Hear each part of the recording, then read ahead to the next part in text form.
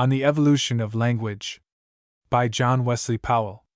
On the evolution of language, as exhibited in the specialization of the grammatic processes, the differentiation of the parts of speech, and the integration of the sentence, from a study of Indian languages, by J. W. Powell.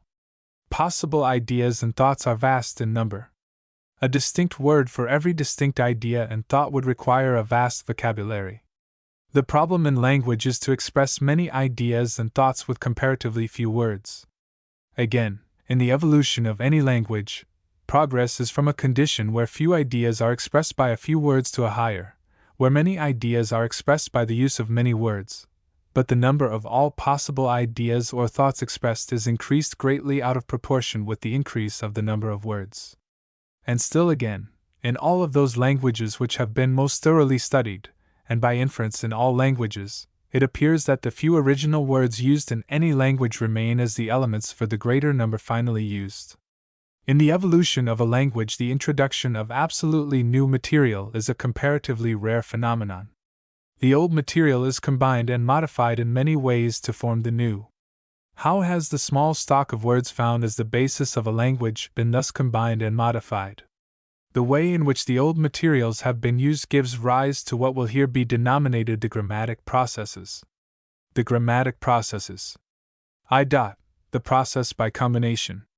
Two or more words may be united to form a new one, or to perform the office of a new one, and 4 methods or stages of combination may be noted. A. By juxtaposition, where the 2 words are placed together, and yet remain as distinct words. This method is illustrated in Chinese, where the words in the combination when taken alone seldom give a clue to their meaning when placed together. B. By compounding, where 2 words are made into one, in which case the original elements of the new word remain in an unmodified condition, as in housetop, rainbow, telltale. C. By agglutination, in which case one or more of the elements entering into combination to form the new word is somewhat changed. The elements are fused together. Yet this modification is not so great as to essentially obscure the primitive words, as in truthful, where we easily recognize the original words truth and full, and holiday, in which holy and day are recognized. D. By inflection. Here one or more of the elements entering into the compound has been so changed that it can scarcely be recognized. There is a constant tendency to economy in speech by which words are gradually shortened as they are spoken by generation after generation. In those words which are combinations of others there are certain elements that wear out more rapidly than others. Where some particular word is combined with many other different words, the tendency to modify by where this oft-used element is great. This is more especially the case where the combined word is used in certain categories of combinations, as where particular words are used to denote tense in the verb. Thus, did may be used in combination with a verb to denote past time until it is worn down to the sound of d. The same where occurs where particular words are used to form cases in nouns, and a variety of illustrations might be given. These categories constitute conjugations and declensions, and for convenience such combinations may be called paradigmatic. Then the oft-repeated elements of paradigmatic combinations are apt to become excessively worn and modified, so that the primitive words or themes to which they are attached seem to be but slightly changed by the addition. Under these circumstances, combination is called inflection.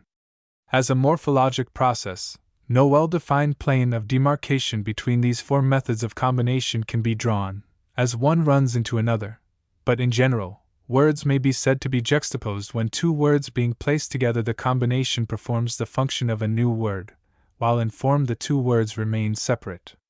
Words may be said to be compound when 2 or more words are combined to form one, no change being made in either. Words may be said to be agglutinated when the elementary words are changed but slightly, i.e., only to the extent that their original forms are not greatly obscured, and words may be said to be inflected when in the combination the oft-repeated element, or formative part has been so changed that its origin is obscured. These inflections are used chiefly in the paradigmatic combinations. In the preceding statement it has been assumed that there can be recognized, in these combinations of inflection, a theme or root, as it is sometimes called, and a formative element. The formative element is used with a great many different words to define or qualify them, that is, to indicate mode, tense, number, person, gender, etc., of verbs, nouns, and other parts of speech. When in a language juxtaposition is the chief method of combination, there may also be distinguished two kinds of elements, in some sense corresponding to themes and formative parts. The theme is a word the meaning of which is determined by the formative word placed by it. That is, the theme is a word having many radically different meanings, with which meaning it is to be understood is determined only by the formative word, which thus serves as its label. The ways in which the theme words are thus labeled by the formative word are very curious, but the subject cannot be entered into here. When words are combined by compounding, the formative elements cannot so readily be distinguished from the theme, nor for the purposes under immediate consideration can compounding be well separated from agglutination. When words are combined by agglutination, theme and formative part usually appear. The formative parts are affixes, and affixes may be divided into three classes: prefixes, suffixes, and infixes. These affixes are often called incorporated particles. In those Indian languages where combination is chiefly by agglutination, that is, by the use of affixes, i.e., incorporated particles, certain parts of the conjugation of the verb, especially those which denote gender, number, and person, are affected by the use of article pronouns. But in those languages where article pronouns are not found, the verbs are inflected to accomplish the same part of their conjugation. Perhaps, when we come more fully to study the formative elements in these more highly inflected languages, we may discover in such elements greatly modified, i.e., worn out, incorporated pronouns. 2. The process by vocalic mutation. Here, in order to form a new word, one or more of the vowels of the old word are changed, as in man, men, where an e is substituted for a, ran, run, where u is substituted for a, lead, led, where e, with its proper sound, is substituted for ea with its proper sound. This method is used to a very limited extent in English. When the history of the words in which it occurs is studied, it is discovered to be but an instance of the wearing out of the different elements of combined words. But in the Hebrew this method prevails to a very large extent, and scholars have not yet been able to discover its origin in combination as they have in English. It may or may not have been an original grammatic process, but because of its importance in certain languages it has been found necessary to deal with it as a distinct and original process. 3. The process by intonation. In English, new words are not formed by this method, yet words are intoned for certain purposes, chiefly rhetorical. We use the rising intonation, or inflection, as it is usually called, to indicate that a question is asked, and various effects are given to speech by the various intonations of rhetoric. But this process is used in other languages to form new words with which to express new ideas. In Chinese 8 distinct intonations are found, by the use of which one word may be made to express 8 different ideas, or perhaps it is better to say that 8 words may be made of one. 4. The process by placement. The place or position of a word may affect its significant use. Thus in English we say John struck James. By the position of those words to each other we know that John is the actor, and that James receives the action. By the grammatic processes language is organized. Organization postulates the differentiation of organs and their combination into integers. The integers of language are sentences, and their organs are the parts of speech. Linguistic organization, then, consists in the differentiation of the parts of speech and the integration of the sentence. For example, let us take the words John, father, and love. John is the name of an individual, love is the name of a mental action, and father the name of a person. We put them together, John loves father, and they express a thought. John becomes a noun, and is the subject of the sentence. Love becomes a verb, and is the predicant. Father a noun, and is the object, and we now have an organized sentence. A sentence requires parts of speech, and parts of speech are such because they are used as the organic elements of a sentence. The criteria of rank in languages are, first, grade of organization, i.e., the degree to which the grammatic processes and methods are specialized, and the parts of speech differentiated. Second, semiologic content, that is, the body of thought which the language is competent to convey.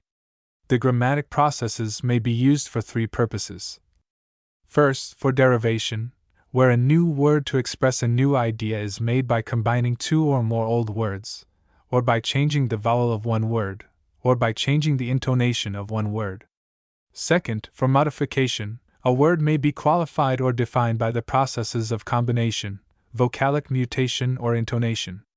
It should here be noted that the plane between derivation and qualification is not absolute. Third, for relation. When words as signs of ideas are used together to express thought, the relation of the words must be expressed by some means. In English, the relation of words is expressed both by placement and combination, i.e., inflection for agreement.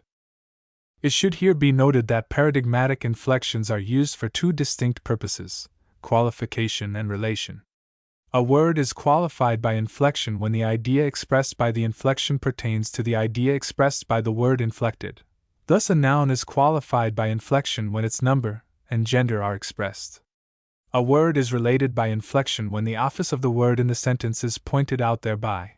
Thus, nouns are related by case inflections. Verbs are related by inflections for gender, number, and person. All inflection for agreement is inflection for relation. In English, three of the grammatic processes are highly specialized. Combination is used chiefly for derivation, but to some slight extent for qualification and relation in the paradigmatic categories. But its use in this manner, as compared with many other languages, has almost disappeared. Vocalic mutation is used to a very limited extent and only by accident, and can scarcely be said to belong to the English language. Intonation is used as a grammatic process only to a limited extent, simply to assist in forming the interrogative and imperative modes. Its use here is almost rhetorical. In all other cases, it is purely rhetorical. Placement is largely used in the language, and is highly specialized, performing the office of exhibiting the relations of words to each other in the sentence, i.e., it is used chiefly for syntactic relation. Thus, one of the four processes does not belong to the English language, the others are highly specialized. The purposes for which the processes are used are derivation, modification, and syntactic relation. Derivation is accomplished by combination. Modification is accomplished by the differentiation of adjectives and adverbs, as words, phrases, and clauses. Syntactic relation is accomplished by placement. Syntactic relation must not be confounded with the relation expressed by prepositions. Syntactic relation is the relation of the parts of speech to each other, as integral parts of a sentence. Prepositions express relations of thought of another order. They relate words to each other as words. Placement relates words to each other as parts of speech. In the Indian tongues, combination is used for all three purposes, performing the three different functions of derivation, modification, and relation. Placement, also, is used for relation, and for both lands of relation, syntactic and prepositional. With regard, then, to the processes and purposes for which they are used, we find in the Indian languages a low degree of specialization.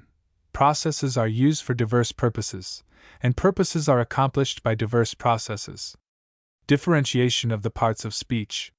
It is next in order to consider to what degree the parts of speech are differentiated in Indian languages, as compared with English. Indian nouns are extremely connotative, that is, the name does more than simply denote the thing to which it belongs. In denoting the object, it also assigns to it some quality or characteristic. Every object has many qualities and characteristics, and by describing but a part of these, the true office of the noun is but imperfectly performed. A strictly denotive name expresses no one quality or character, but embraces all qualities and characters. In Uda, the name for bear is he seizes, or the hugger.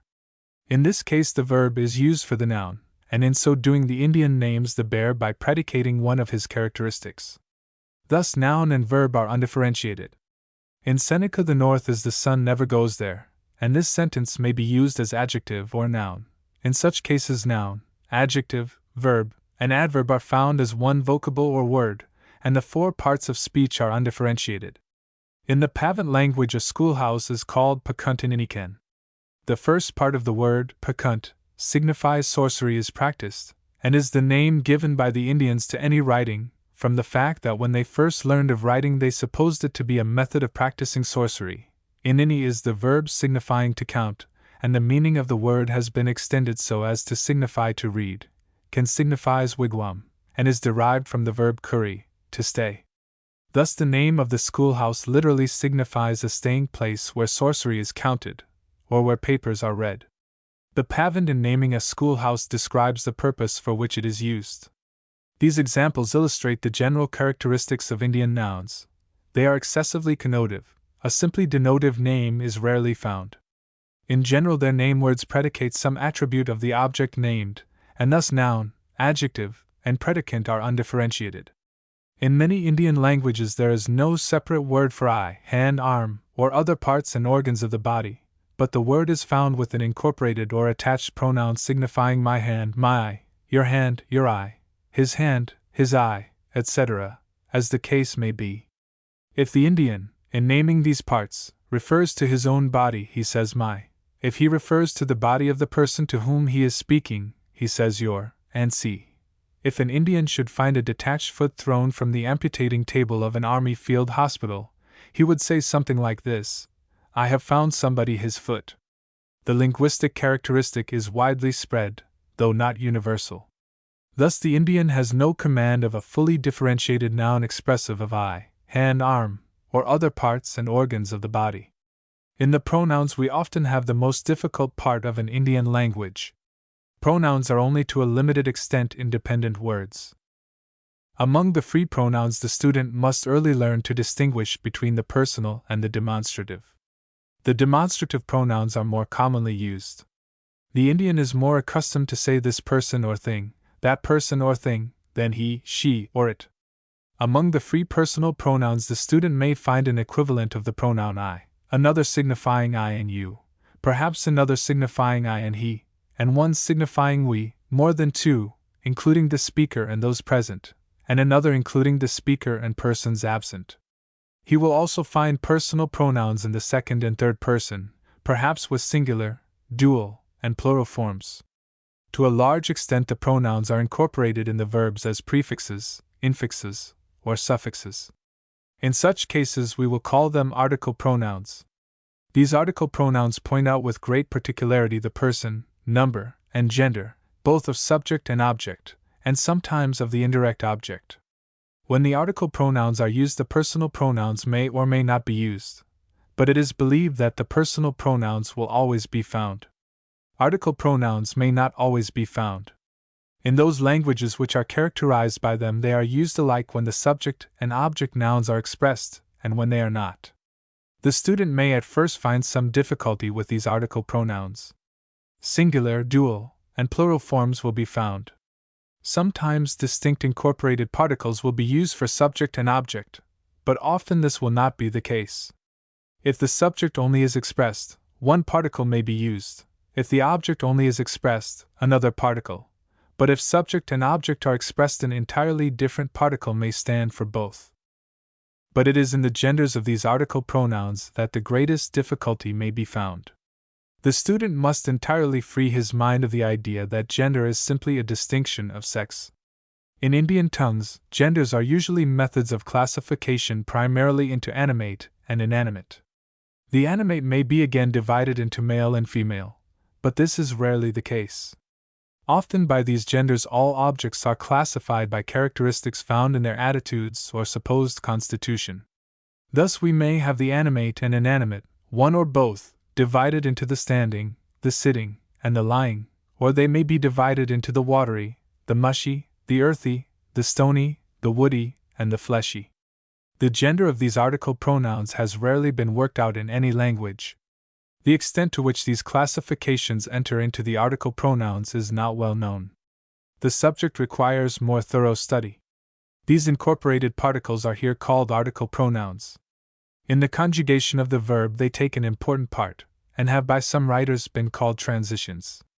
Besides pointing out with particularity the person, number, and gender or the subject and object, they perform the same offices that are usually performed by those inflections of the verb that occur to make them agree in gender, number, and person with the subject. In those Indian languages where the article pronouns are not found, and the personal pronouns only are used, the verb is usually inflected to agree with the subject or object, or both, in the same particulars. The article pronouns, as they point out person, number, gender, and case of the subject and object, are not simple particles, but are to a greater or lesser extent compound. Their component elements may be broken apart and placed in different parts of the verb. Again, the article pronoun in some languages may have its elements combined into a distinct word in such a manner that it will not be incorporated in the verb, but will be placed immediately before it. For this reason, the term article pronoun has been chosen rather than attached pronoun. The older term, transition, was given to them because of their analogy in function to verbal inflections. Thus, the verb of an Indian language contains within itself incorporated article pronouns which point out with great particularity the gender, number, and person of the subject and object. In this manner, verb, pronoun, and adjective are combined, and to this extent these parts of speech are undifferentiated. In some languages, the article pronoun constitutes a distinct word, but whether free or incorporated, it is a complex tissue of adjectives. Again, nouns sometimes contain particles within themselves to predicate possession, and to this extent nouns and verbs are undifferentiated. The verb is relatively of much greater importance in an Indian tongue than in a civilized language. To a large extent, the pronoun is incorporated in the verb as explained above, and thus constitutes a part of its conjugation. Again, adjectives are used as intransitive verbs. As in most Indian languages, there is no verb to be used as a predicant or copula. Where in English we would say the man is good, the Indian would say that man good, using the adjective as an intransitive verb, i.e., as a predicant. If he desired to affirm it in the past tense, the intransitive verb good would be inflected, or otherwise modified to indicate the tense. And so, in like manner, all adjectives when used to predicate can be modified to indicate mode, tense, number, person, and as other intransitive verbs. Adverbs are used as intransitive verbs. In English we may say he is there. The Indian would say that person there, usually preferring the demonstrative to the personal pronoun. The adverb there would, therefore, be used as a predicant or intransitive verb, and might be conjugated to denote different modes, tenses, numbers, persons, etc. Verbs will often receive adverbial qualifications by the use of incorporated particles, and still further, verbs may contain within themselves adverbial limitations without our being able to trace such meanings to any definite particles or parts of the verb. Prepositions are intransitive verbs. In English we may say the hat is on the table. The Indian would say that hat on table. Or he might change the order, and say that hat table on.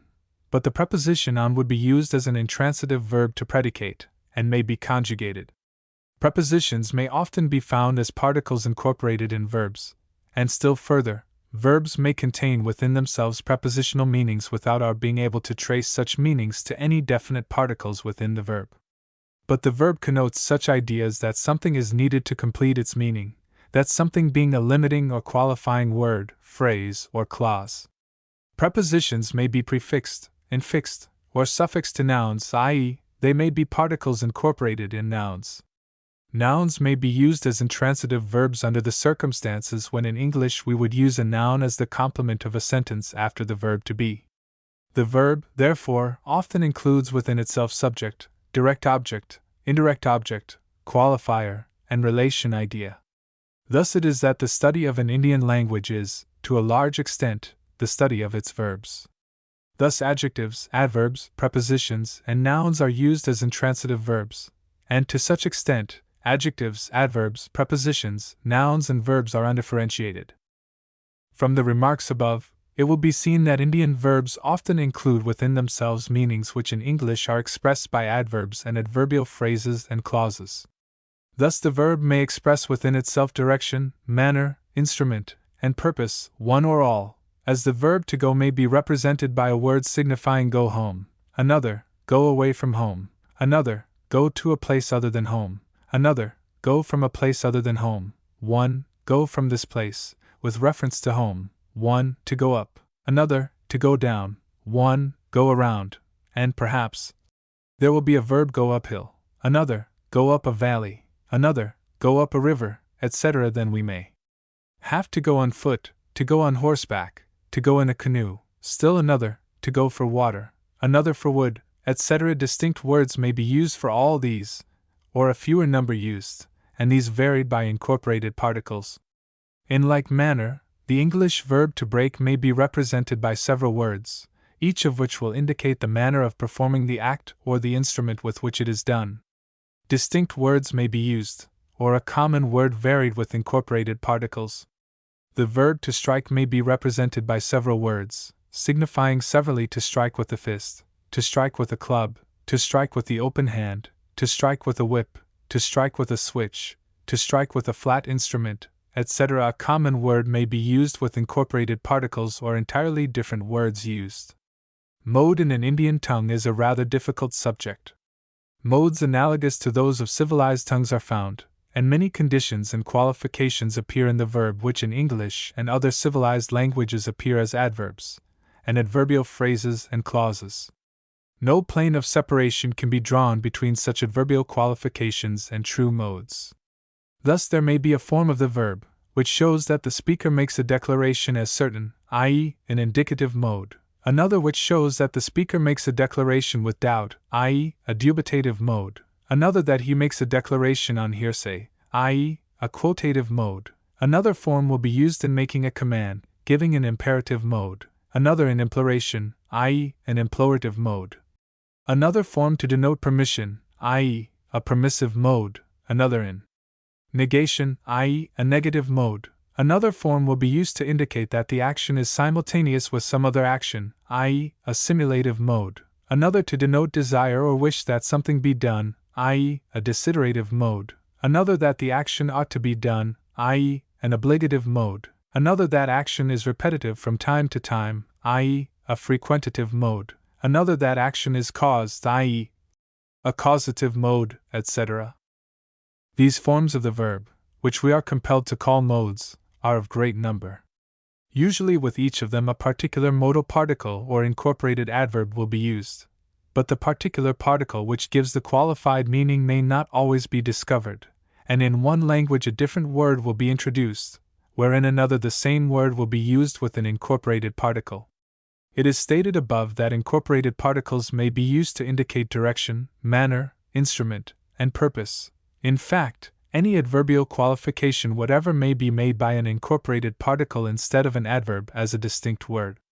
No line of demarcation can be drawn between these adverbial particles and those mentioned above as modal particles. Indeed, it seems best to treat all these forms of the verb arising from incorporated particles as distinct modes. In this sense, then, an Indian language has a multiplicity of modes. It should be further remarked that in many cases these modal or adverbial particles are excessively worn, so that they may appear as additions or changes of simple vowel or consonant sounds. When incorporated particles are thus used, distinct adverbial words, phrases, or clauses may also be employed, and the idea expressed twice.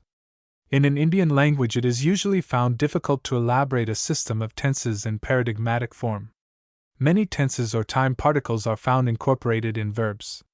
Some of these time particles are excessively worn, and may appear rather as inflections than as incorporated particles. Usually rather distinct present, past, and future tenses are discovered, often a remote or ancient past, and less often an immediate future. But great specification of time in relation to the present, and in relation to other time, is usually found. It was seen above that adverbial particles cannot be separated from modal particles. In like manner, tense particles cannot be separated from adverbial and modal particles. In an Indian language, adverbs are differentiated only to a limited extent. Adverbial qualifications are found in the verb, and thus there are a multiplicity of modes and tenses, and no plane of demarcation can be drawn between mode and tense. From preceding statements it will appear that a verb in an Indian tongue may have incorporated with it a great variety of particles, which can be arranged in three general classes, i.e., pronominal, adverbial, and prepositional. The pronominal particles we have called article pronouns.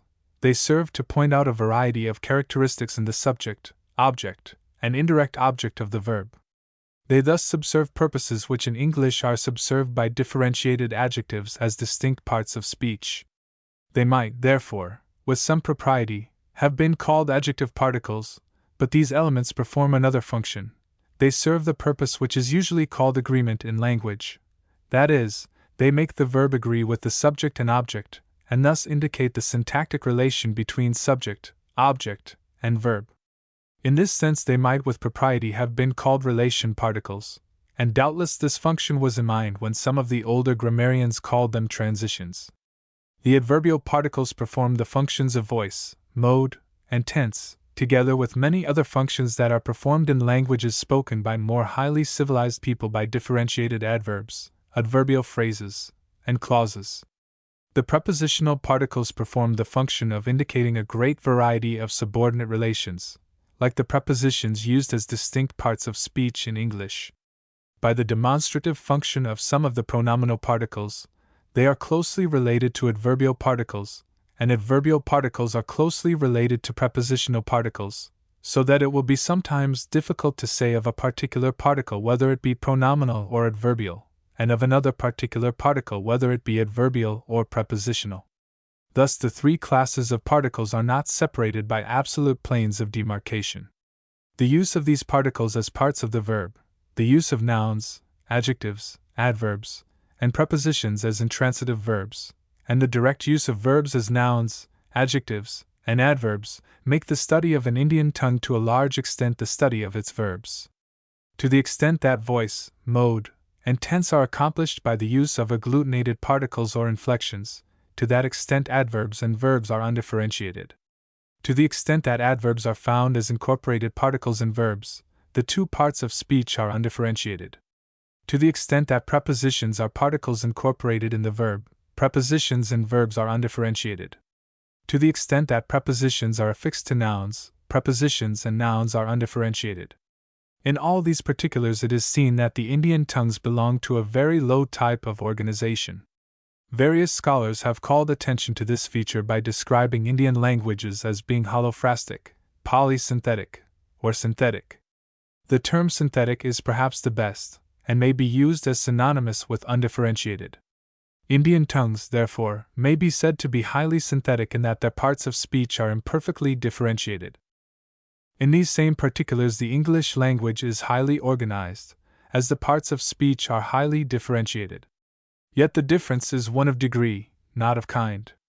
To the extent in the English language that inflection is used for qualification, as for person, number, and gender of the noun and pronoun, and for mode and tense in the verb, to that extent the parts of speech are undifferentiated. But we have seen that inflection is used for this purpose to a very slight extent. There is yet in the English language one important differentiation which has been but partially accomplished. Verbs, as usually considered, are undifferentiated parts of speech. They are nouns and adjectives, one or both, and predicates. The predicant simple is a distinct part of speech. The English language has but one, the verb to be, and this is not always a pure predicant, for it sometimes contains within itself an adverbial element when it is conjugated for mode and tense, and a connective element when it is conjugated for agreement. With adjectives and nouns, this verb is used as a predicant. In the passive voice also it is thus used, and the participles are nouns or adjectives.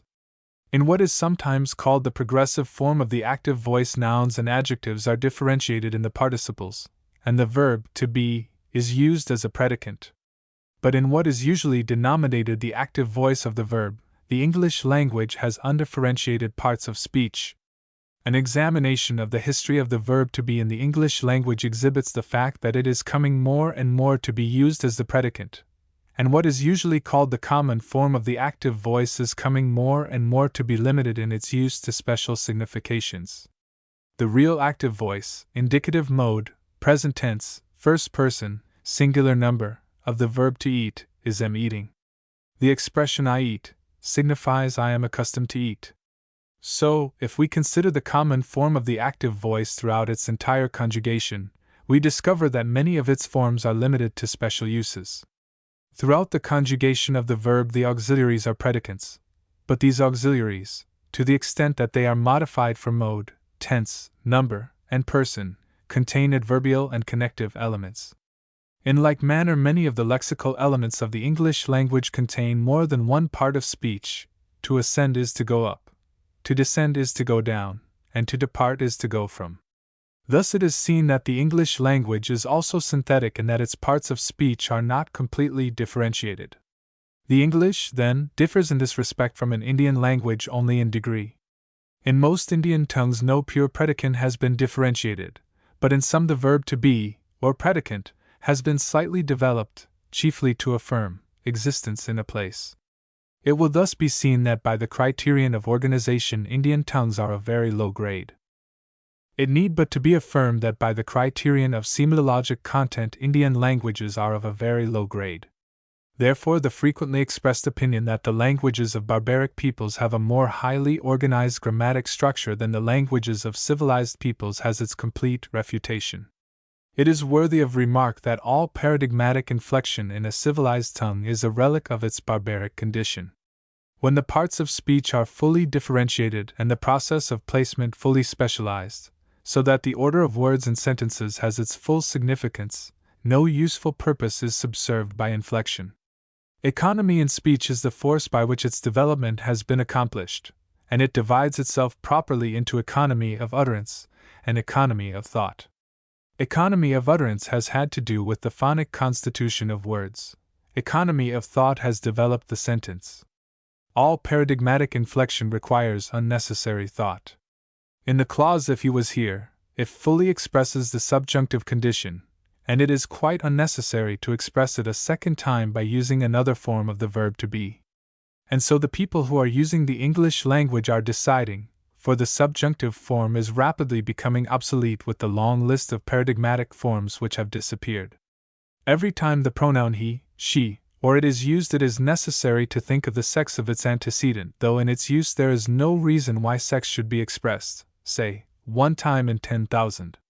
If one pronoun non-expressive of gender were used instead of the 3, with 3 gender adjectives, then in 9,999 cases the speaker would be relieved of the necessity of an unnecessary thought, and in the one case an adjective would fully express it. But when these inflections are greatly multiplied, as they are in the Indian languages, alike with the Greek and Latin, the speaker is compelled in the choice of a word to express his idea to think of a multiplicity of things which have no connection with that which he wishes to express.